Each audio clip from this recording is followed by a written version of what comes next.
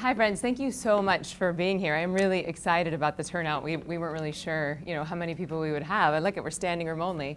And hello to our friends who are watching online. So this talk is titled, Why Meditation is the New Caffeine. And I love that these two words are even being used in the same conversation, because why would any of us drink caffeine? Because we want to get more done in less time. So it leads me to believe that meditation is really starting to be thought of now as a productivity tool, which is exciting to me because this has been my mission with Ziva Meditation, is to rebrand meditation as a productivity tool. So before we start, I want us to get on the same page on a few vocab words. Remember, like we're in third grade, just vocab. So Ziva is a Sanskrit word that means bliss. It's one of the many Sanskrit words that mean bliss. It's also a Hebrew name that means one who is radiant or kind. And since bliss, radiance, and kindness are very common side effects of meditation, it felt like a good fit. Plus, I thought it would look good on a t-shirt, which it does. And P.S., when I say the word bliss, I don't mean happiness. When I say bliss, I mean a calm, quiet, inner contentedness. It's the piece of you that knows that everything's going to be okay. And it's possible to experience bliss even when you're sad, even when you're angry. Bliss is sort of like this background piece of you that knows that it's all going to work out just fine. So the word meditation, though, is a little bit trickier to define because we all have our idea of what we think meditation is. The word meditation is sort of like the word food, so we're all enjoying our lunch today. And so just like different types of food will do different things to the body, different types of meditation will do different things to your brain and nervous system. So one of the things we're going to cover in today's talk is the differences between the two most popular styles of meditation and how they affect the brain differently. But I'm really just thrilled that we're even talking about meditation and caffeine in the same sentence. So today we'll cover that, why meditation is the new caffeine, the two most popular styles of meditation, how they affect the brain differently, when stress is actually good for you. Stress is getting sort of a bad rap these days. We're going to talk about when it's good for you, and then also how to not let your goals get in the way of your success. I'm going to take a shot in the dark and guess that most of you guys are overachievers in this room and very ambitious and goals and results oriented. So yes, so before we can talk about why meditation is the new caffeine, I think that we have to look a little bit deeper into what caffeine does to our nervous system and what meditation does to our nervous system. Because interestingly, there are quite a few similarities. Both will make you feel more energetic. Both can make you more productive. You have to do both of them every day. You have to stop the inertia of your day to do both. So, Jerry Seinfeld has been practicing the same style of meditation that I teach for 40 years, and he likens it to a cell phone charger for your mind and body. He's like, you meditate, and on the other side, you come out more refreshed, more recharged. So this is what it can feel like after we drink caffeine. So as I was preparing for this talk, I did quite a bit of research on exactly what caffeine is doing to the body, and some of the things surprised me. I thought that caffeine was just simply a stimulant, that it just sort of stimulated your nervous system and that's the reason that you got more productive, but it's not as simple as that. Molecularly, caffeine is very similar to a chemical called adenosine. Now, adenosine is the thing that your brain produces throughout the day, which is what makes you sleepy and is the thing that cues you to go to bed at the end of the night. So when you ingest caffeine, these caffeine molecules are very similar to adenosine, so they block your brain's adenosine receptors. So it disallows your brain from knowing that you're tired, which is why you're able to do more. Mid-afternoon, you're like, oof, I gotta take a nap. You're like, I don't have time to take a nap, so let me drink some coffee instead, and then you're able to power it out. Sounds good so far, right? But now we gotta talk about the differences between meditation and caffeine.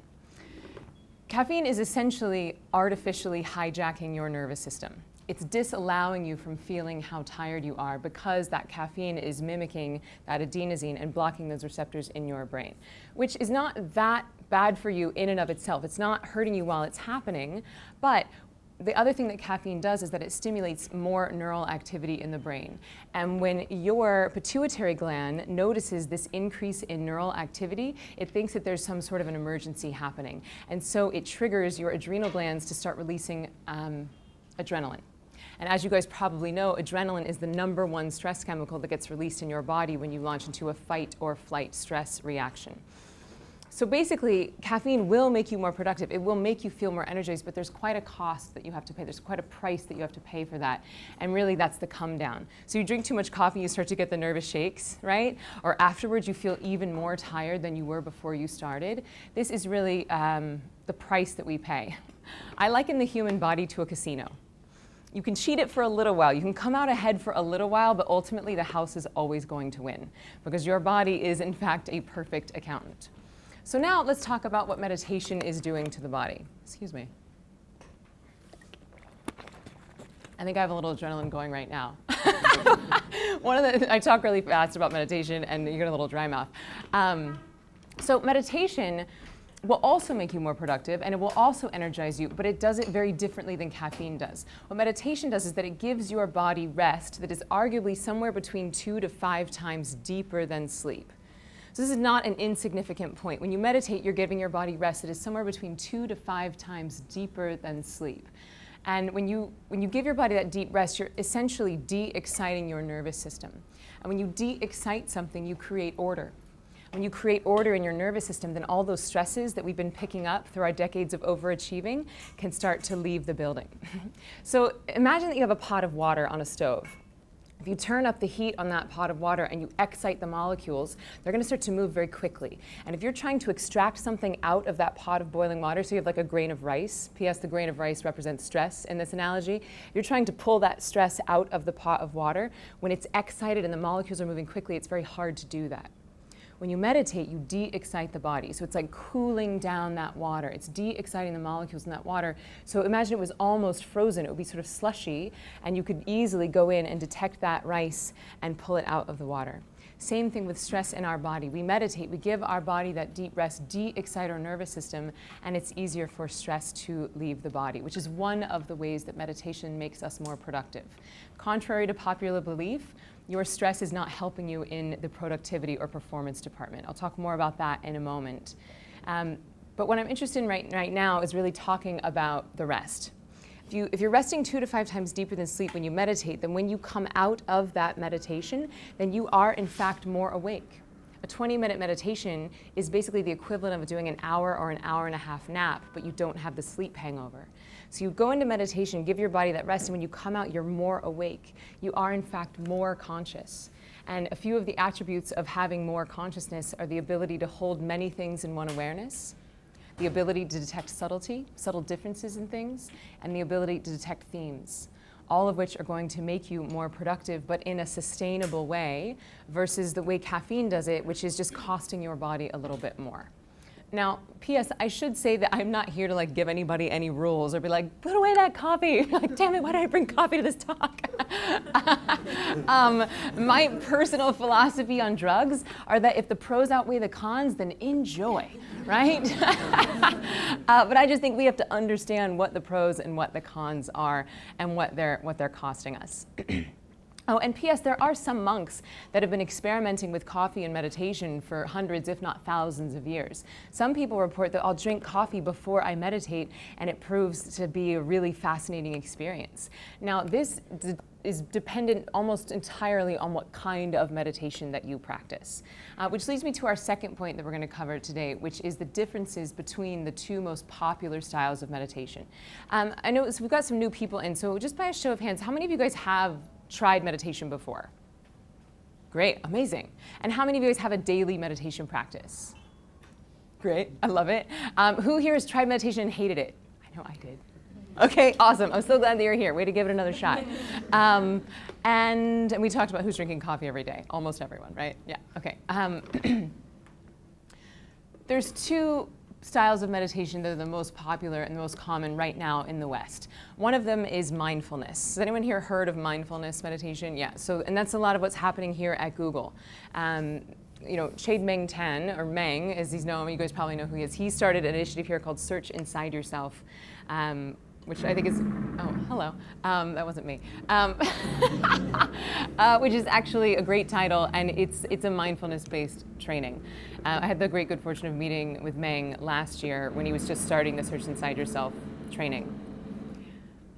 There's mindfulness, which is basically a directed attention type of meditation. And then there's a non-directed attention type of meditation. And this is what I teach. It's basically a self-induced transcendence style. So we've got mindfulness, and then we've got a self-induced transcendence style of meditation. Now, mindfulness is more of a waking state practice. It's generally taught over the course of 8 weeks. You meet once a week for 8 weeks, and it can be quite gentle, and the results are a bit more gradual because it's something that you're integrating into your waking state. It's basically the practice of bringing yourself back into the now. So if you're walking, you're like, here I am walking. I'm walking, I am walking. I'm sitting, I am sitting, here I am sitting. I'm washing dishes. Here I am washing dishes. I'm really feeling the water flowing over my hands. And this sounds very simple, but if you think about how much we're multitasking and how much information our brains are ingesting all the time, largely due to you guys, this idea of doing one thing at a time actually becomes quite novel. We actually have to start to retrain ourselves to single task, which I would argue gives you more computing power for the task at hand. Now, mindfulness is derivative of a monastic practice. It was originally developed for monks. And this was news to me because I always thought that whatever monks were practicing must be much more powerful than what people like us would practice. Because they're monks, right? So they must be like levitating or floating or like gaining enlightenment on their first day. But it's actually the opposite. If you're a monk, then your contribution to society is meditating. You have the time to meditate basically all day. If you're walking, it's a walking meditation. If you're gardening, it's a gardening meditation. And this is their contribution to society. Whereas something that we might practice is different. Now, in India, you're either a monk or you're a householder.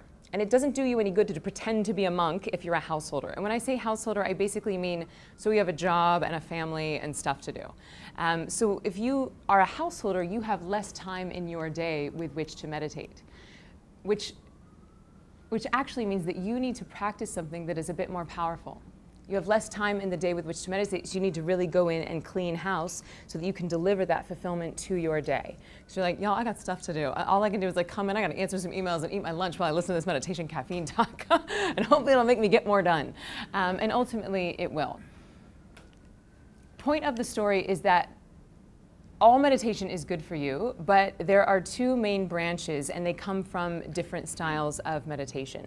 Now there is sort of now obviously I'm biased, okay, because I teach this self-induced transcendent style of meditation and it's totally changed my life. So I'd love to say that this was a non-biased account of the differences between the two, but spoiler alert, it's 100% biased. But this self-induced transcendent style, you're basically accessing a fourth state of consciousness, different than waking, different than sleeping, and different than dreaming, where the right and left parts of your brain start to function in unison. Now, the good news is that regardless of what style of meditation you're practicing, they're both going to have a lot of benefits. One is the ability to be more present in the right now. Two is that both styles of meditation are going to increase the strength and really the thickness of something called the corpus callosum. Now, the corpus callosum is this thin strip of white matter that connects the gray matter. It is the bridge between the right and left hemispheres of your brain. So we've known for a long time that meditators have thicker corpus callosums than non-meditators, but we weren't able to prove if it was causal or correlated. Now, because we have advances in neuroscience, we now know that the longer you meditate, the thicker this corpus callosum gets. Cool party trick, but who cares? Why would anyone want a fat corpus callosum? Well, everyone should. And here's why. Here's a Cliff's Notes version of the difference between the right and left brains. Your left brain is in charge of the past and the future. It's in charge of language, critical thought, analytical thought, math, balancing your checkbooks, all really important activities, but for most of us, we've been taking our left brain to the gym, especially you guys. Just think, take action, achieve, make money so you can be happy in the future, really working out this past-future muscle. Meanwhile, our poor little right brains are atrophying. Now, your right brain is the piece of you that's in charge of the right now. It's the piece of you that is in charge of intuition, inspiration, creativity, music, connectedness, and it is the place that you get your creative problem-solving ideas. It is the place where you get those downloads. So I think that any conversation about productivity, especially in a field where innovation is currency, then meditation has to be a part of that conversation. Because while we have been valuing this left brain analytical part of our mind for far too long, it's gotten out of balance. You know, if you look at a human brain, it's 50-50. And I don't think that nature makes mistakes. I don't think that nature gave us 50-50 of a brain if it wanted us to use 90-10. So all we're doing when we're meditating is that we're taking our brain to the gym. You're strengthening this corpus callosum, which is going to allow you to come up with these creative problem-solving ideas even when you're in a high-stress situation. So your boss is yelling at you and you've got a really short deadline. Instead of going into panic mode and fight or flight, you're going to be able to still access this whole other realm of creativity and inspiration. Sounds pretty good, huh?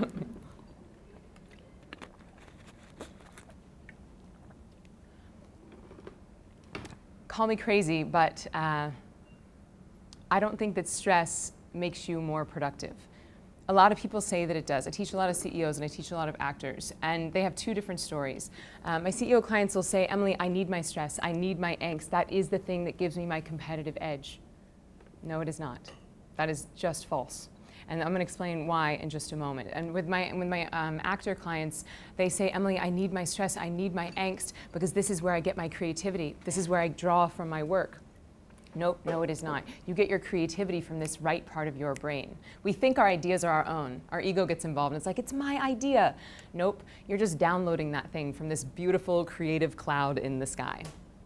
Getting a little esoteric for Google. I'm going to move on. Let's move on to our third point, which is when can stress actually serve you? When can stress actually be good for you?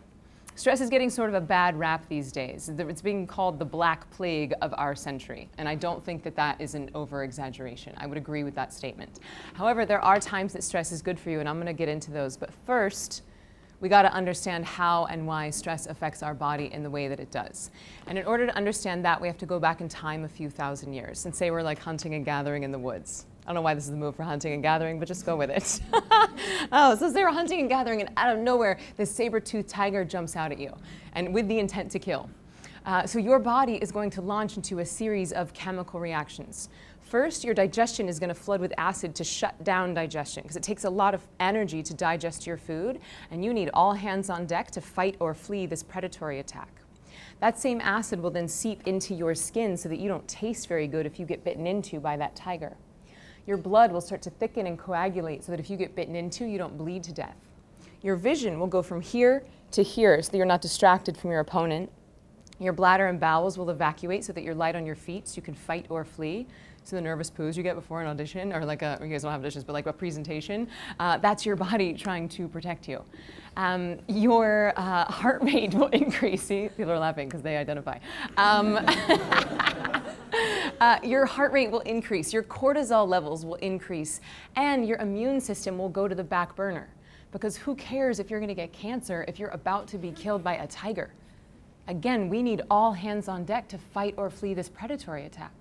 So this series of chemical reactions is very good for you. It is very useful if your demands are predatory attacks.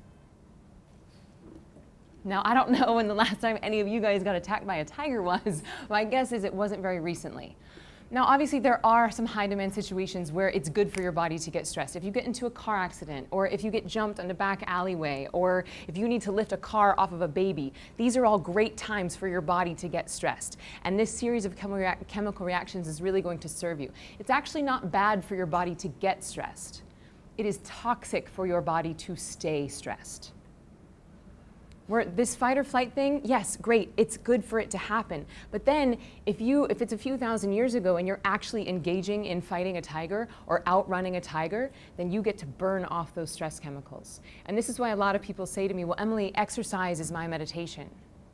No, it's not. Exercise is exercise. Meditation is meditation. They do very different things to your nervous system. When you exercise, you excite your nervous system. You increase your metabolic rate. When you meditate, you de-excite your nervous system and you decrease your metabolic rate. Now, exercise is great for you. You get in the treadmill and you start running, you can outrun that tiger. You can burn off the stress chemicals from today. You get in the boxing ring, you can fight that tiger and you can burn off the stress chemicals from today. But if you want to handle the dog that barked in your face when you were 7 or the fight that your parents got in when you were 10, then you actually have to de-excite your nervous system. So basically what I'm saying here is that exercise can handle the stress happening that you're picking up on each new day, provided that you're exercising every day. If you want to handle the backlog of stresses that you've been accumulating so that you can really start to perform at 100%, in this case we need to de-excite the nervous system and create order so we can get that rice out of the boiling pot. So everyone clear on that about when stress is good for you, when you're actually in a life-threatening situation? And it's good for it to happen, but if it stays in your body over a long period of time, it can do any number of terrible things to you. It's basically the equivalent of pouring acid in your body. Every time you get stressed, every stressy thought that you have, it creates adrenaline and cortisol, which are acidic stress chemicals. So it's like putting a penny into a thing of Coca-Cola or a thing of hydrochloric acid. It's going to break down prematurely. Same thing with our body. If you're stressed, your body is going to age much faster than if you are alkaline, which is what, when you meditate, your brain produces dopamine and serotonin, which are bliss chemicals, which are more alkaline in nature, which can actually slow down the aging process. Any questions so far? I've talked really fast. I've already covered the first 3 points. Any questions or comments or disagreements about any of that so far? Yeah. So you talked about how meditation strengthens the cortex. Does meditation do anything to beef up the atrophied right brain? Yes.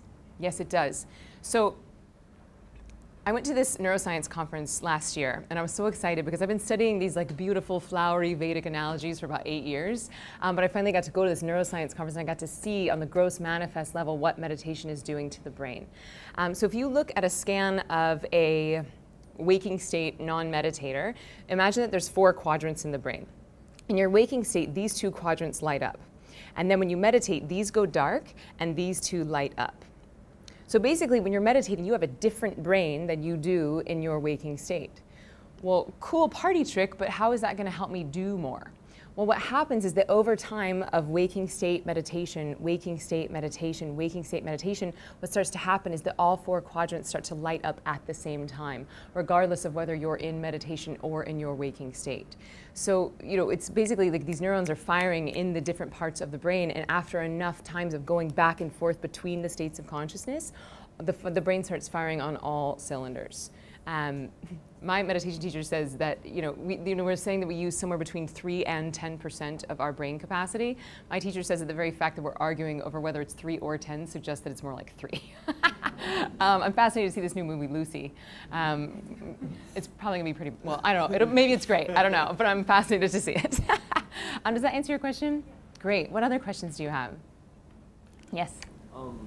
So sometimes when I'll introduce people to meditation, like one of their big objections is sort of like with your clients, where they say, I don't want to let go of my anxiety or my stress because that's the edge that keeps me motivated and productive. So like how you usually kind of address that when people are worried about letting go of the thing that's pushing them forward? Yeah, it's a great question, and I think it's a really valid concern. Because if you spent your whole life only being motivated by adrenaline and only being driven by anxiety or competition, then it's terrifying to lose that because you don't know what's going to motivate you.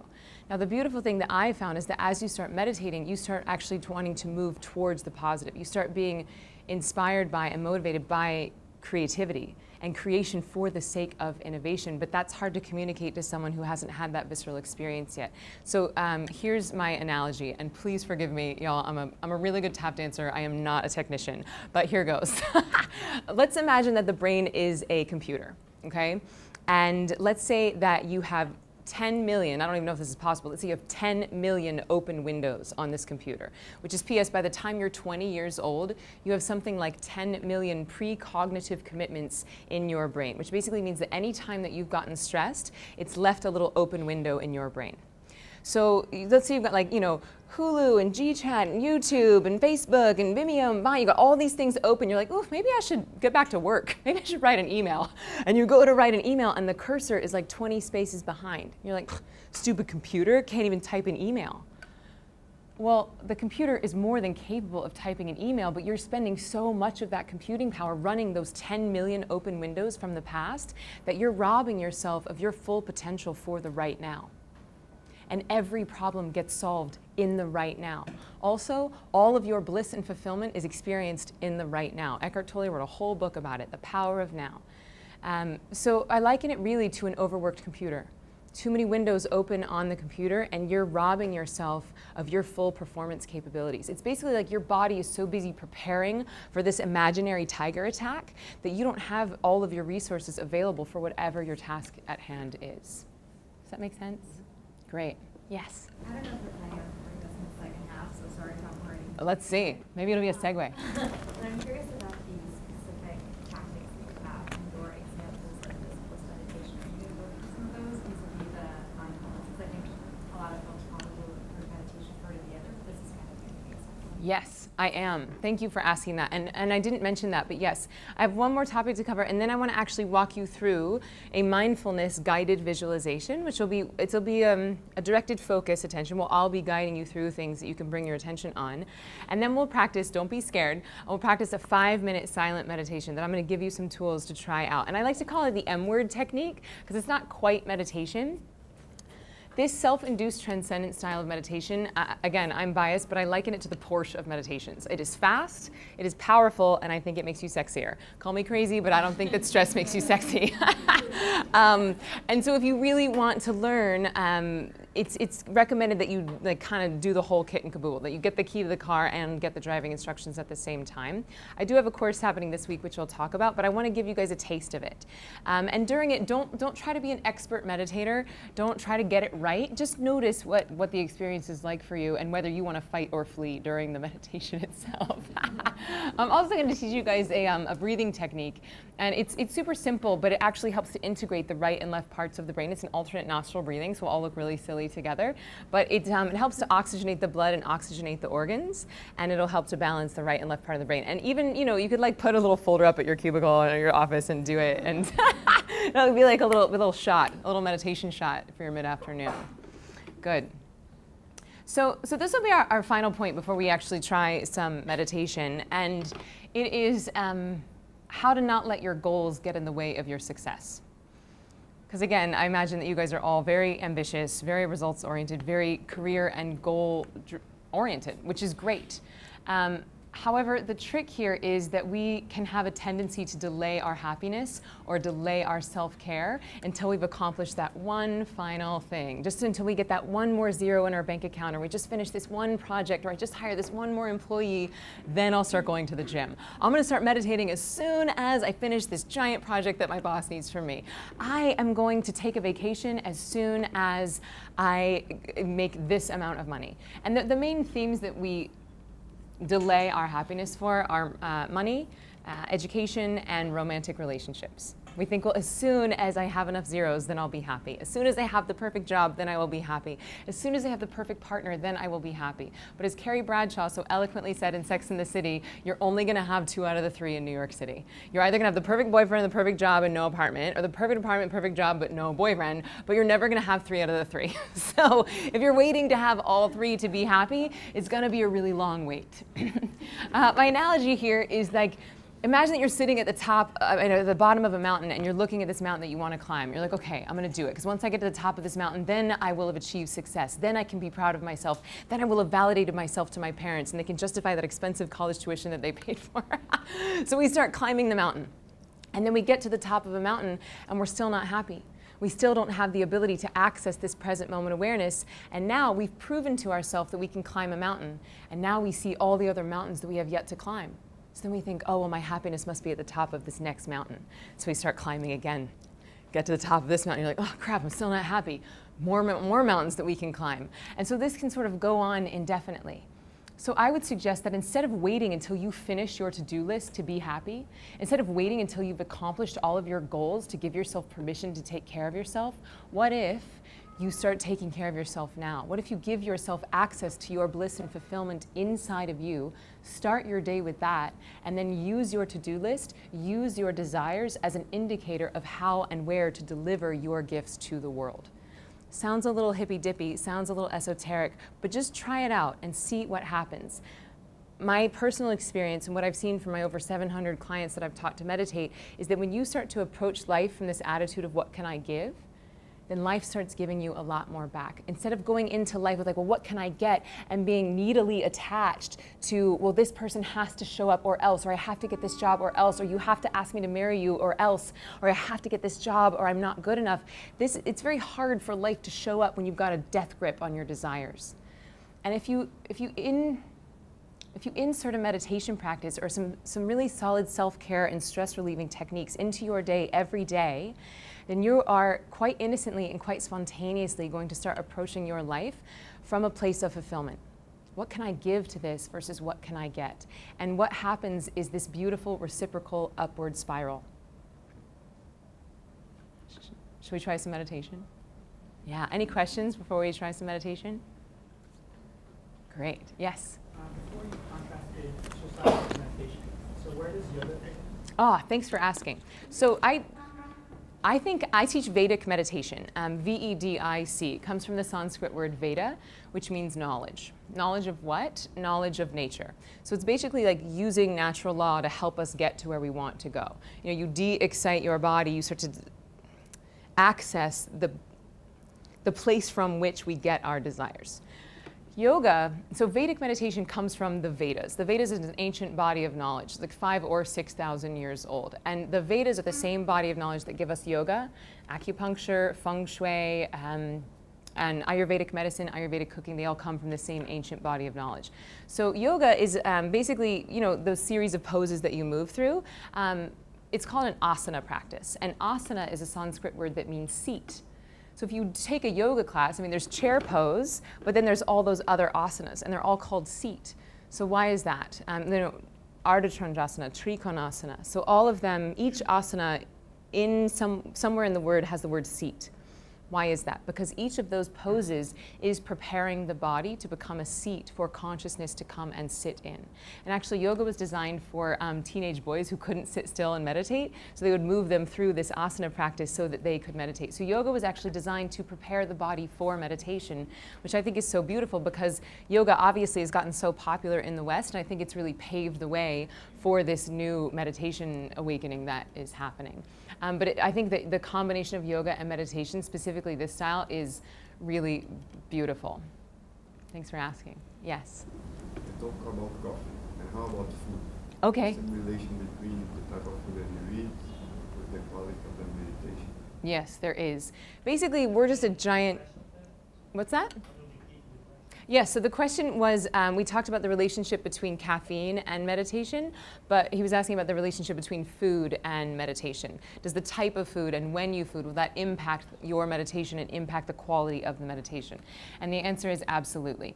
It's very similar, the impact of food and caffeine, because when you eat food, your metabolic rate has to increase and your and then the food gets turned into energy. So if you eat a big meal and then sit down to meditate, you're not going to digest your food very effectively, and you're not going to have a very fascinating meditation. So it's really ideal to meditate first thing in the morning before breakfast, and then again somewhere mid-afternoon before your evening meal. Now, and the type of food matters quite a lot. You know, again, we're just chemistry sets, so any chemical that you put into your chemistry set is going to affect your chemistry. And there's a whole beautiful science around this called Ayurveda. And Ayurveda is basically using your food and meditation and exercises as a way of balancing your body, or balancing your, they call it a dosha, which is a body type. And if you're interested, I can definitely give you some more information on that. Great, yes? So I really like your distinction between happiness and goal achieving and all that, because we try to reverse the equation, and now it's like happiness before success, not the other way around. So, and you also say that goals, you can become a goal achiever, but that it's just a never-ending hill. You just keep on climbing it. So it almost seems like happiness is completely separate from achieving goals. You don't even need the goals to be happy. That's the feeling I get. And then you tie it to like giving is the more important need than achieving goals. But do we even need to give to be happy? Like, what if I'm completely selfish? I'm just selfish. All I care about is myself. But can I not be happy, or am I completely selfish? I think that's such a great question. And I think at the end of the day, all of us are selfish.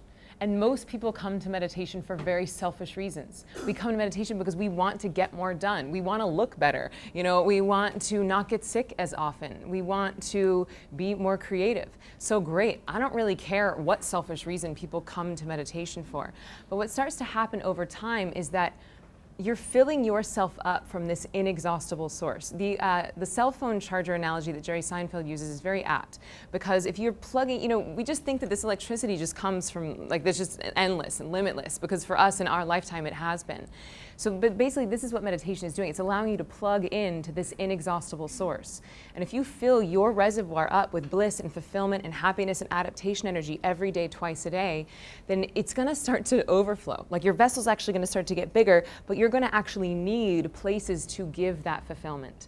And so it's going to be quite innocent and quite spontaneous, is that you're going to look for places to help people. But it won't feel like martyrdom. It'll actually feel selfish, because it's going to make you feel better. Yeah. As a beginner into meditation, how do you kind of track progress? I know it sounds.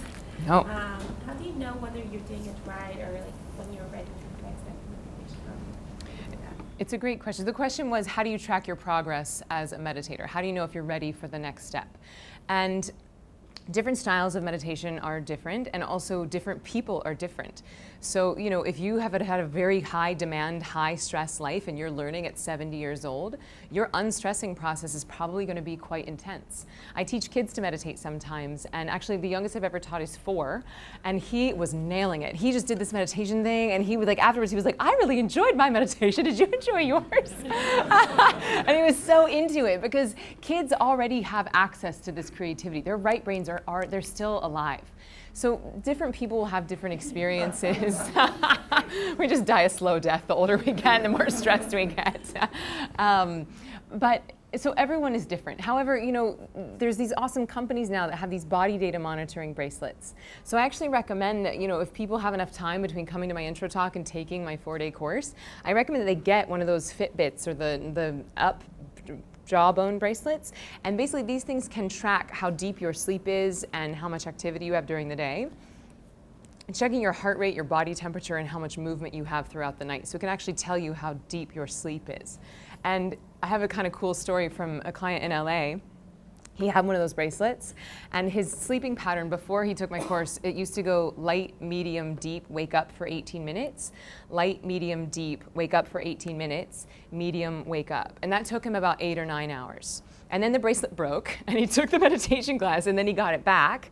And then after about 10 days of meditating, he tracked his sleep again, and his sleep pattern went light, medium, deep for 6 hours, medium, light, wake up. So he actually shaved 3 hours off of his sleeping time, but he would wake up rested because his sleep became more efficient. So this is one of the main arguments I make to people who say, I don't have time to meditate.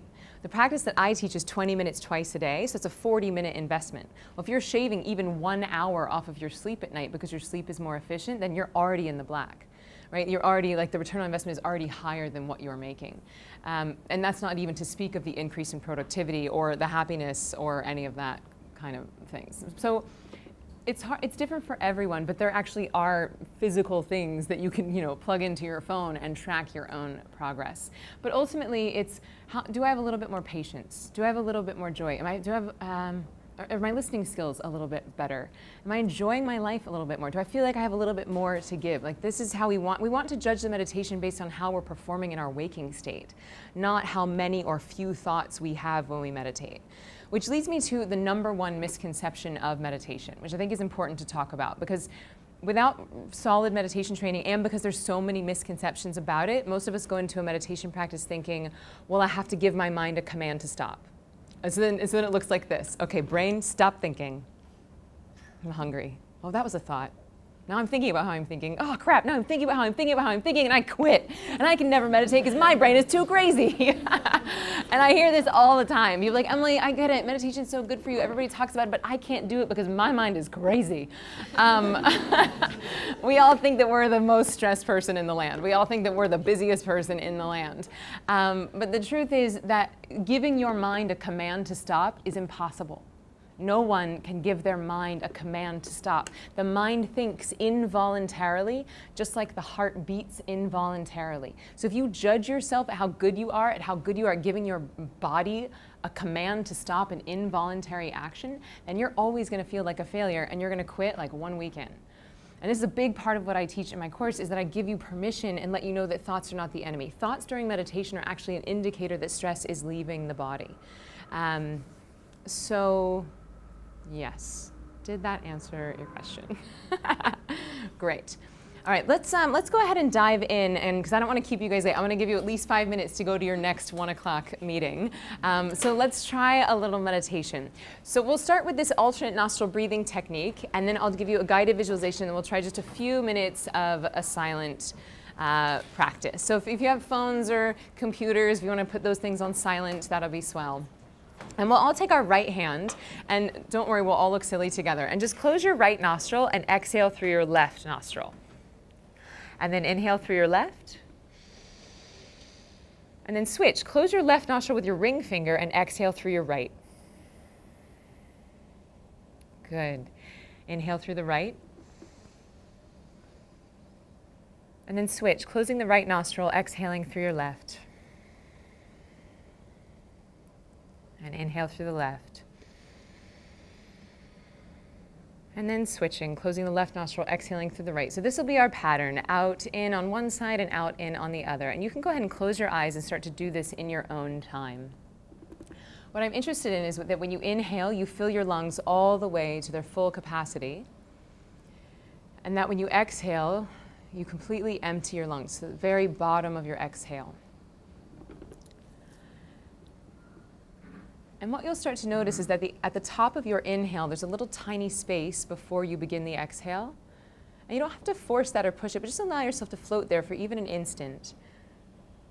And then the same thing, at the bottom of the exhale, you'll notice that there's a tiny little space.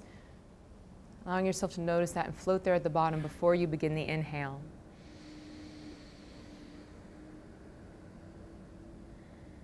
We'll try this for a few more cycles, but now I want you to imagine that on the inhale, that you're bringing this breath and this energy up through the base of your spine, letting it travel up through your spine, and then exhaling and sending that breath and that energy out through the middle of your forehead.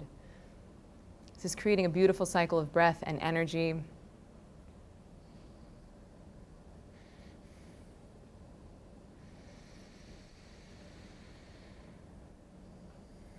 Really enjoying the full expansion of your lungs and the full exhale. As you're inhaling, imagining that breath and energy coming up through the base and traveling up through your spine, and then sending that energy and that creative energy out through the middle of your forehead.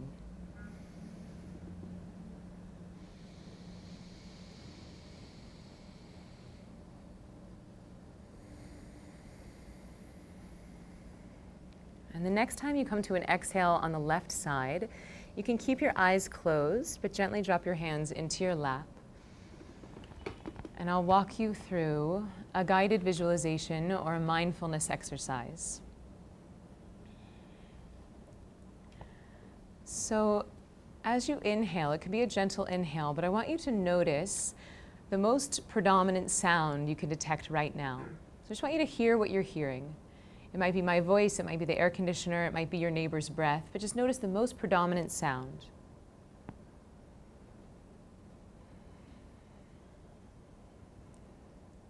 And on your next breath, see if you can shift your awareness to the most subtle sound. It could be the sound of your own breath, or maybe your hair rustling against your neck, or maybe a sound far away in the city.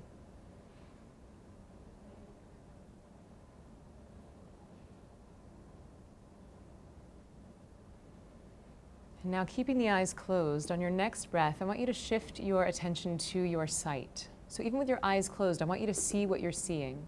Perhaps you can notice the cells floating in front of your eyes, or perhaps you can see where the light is streaming in through your eyelids, but just allow yourself to see what you're seeing. This technique is called Come to Your Senses. We're going to work through all 5 of our senses, noticing the most predominant and the most subtle.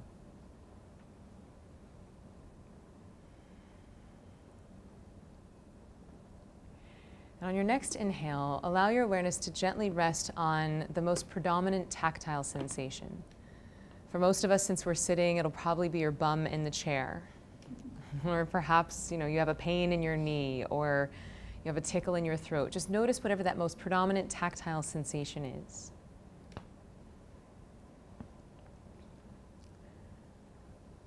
And on your next inhale, see if you can notice the most subtle. This might be as subtle as the breath coming in and out of your nostrils. It might be as subtle as the hair on the back of your neck. Really tuning your attention to the more subtle physical sensations.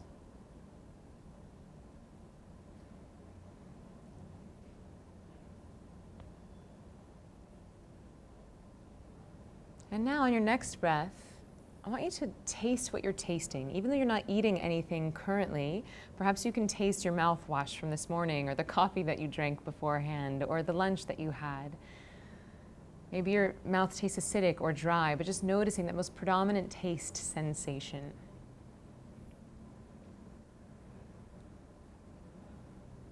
And on your next inhale, see if you can shift your awareness to the most subtle. And if you're not tasting anything, that's fine. Just notice that. There's no right or wrong here. Now on your next inhale, I want you to smell what you're smelling. I want you to smell the most predominant smell in the room. It might be your own hairspray or your neighbor's lunch, or who knows, but just allow yourself to smell the most predominant smell. And now shift it to the most subtle. So maybe it's the fact that you don't smell anything, or how does this room smell different than your home?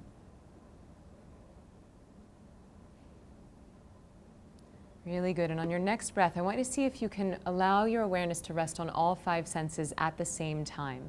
So enjoying your sense of hearing, your sense of touch, your sense of sight, your sense of taste, and your sense of smell all simultaneously. Awakening all 5 senses in the body, jettisoning yourself into your right brain and therefore into the right now. And the truth is, if you can bring yourself into the right now, the truth is you're fine. Every single one of us are drowning in abundance. You have a place to sleep, you have food to eat, you have people who love you. We just need to bring our awareness into the right now. So now taking a nice deep inhale and just exhaling any extraneous stress. I want you to try a silent meditation for just a few minutes.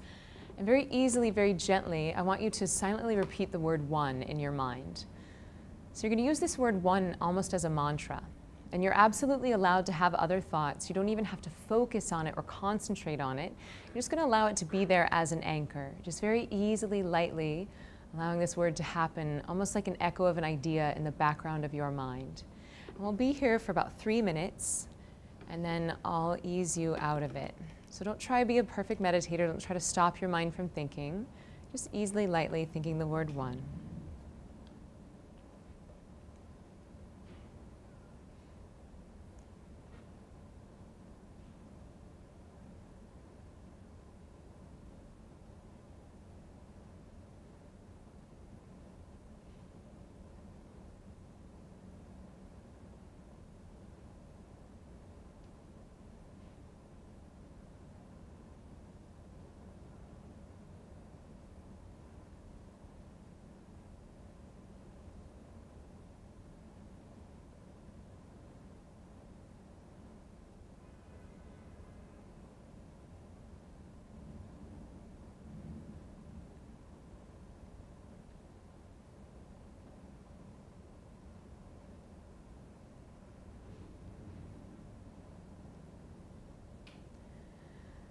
And keeping the eyes closed, but letting go of the word inside. Keep the eyes closed for just a few seconds, allowing ourselves to easily, lightly, gently start to float back up to the waking state, bringing our awareness into the room and into our bodies. It's always important to take a few seconds at the end of your meditation with your eyes closed. This is so you don't shock your optic nerve or shock your brain, and you just give yourself a little transition time so that you can go back to work totally refreshed. Sometimes I like to use this time as a time for gratitude. Sounds like a silly practice, but if you train your brain to look for what's going right, then you're putting your attention on the thing that you want to grow, instead of training your brain to look for problems to solve, which only makes more problems. And taking a nice deep inhale and exhaling any extra. Whenever you're ready, in your own time, we can start to very easily, gently open the eyes.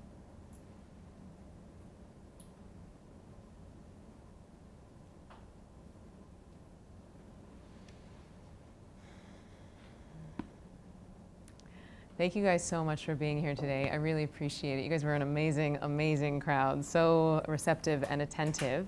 I'm going to stick around if you guys have any questions. I just don't want to, I'm going to give you at least a minute or two to get to your next meeting. I do have cards up here. This is my amazing assistant, Sarah. So if you guys have questions, if you're interested in joining, I have a course starting here in New York. I have a meditation center on 38th and 8th. And I have a meditation class starting this Wednesday. It's 2 hours a day for 4 days, and then you're an expert meditator and you have the practice to take with you for life. So if you're interested in learning more about that, you can meet Sarah. And there's also the business cards. There's a place if you want to put your email. If you want to get some more like video goodness from me or be kept in the loop, I would love to stay in touch. So I'll stick around over here if you have any questions. But thank you, thank you, thank you. Have a beautiful day. And thank you, Mila, for organizing this.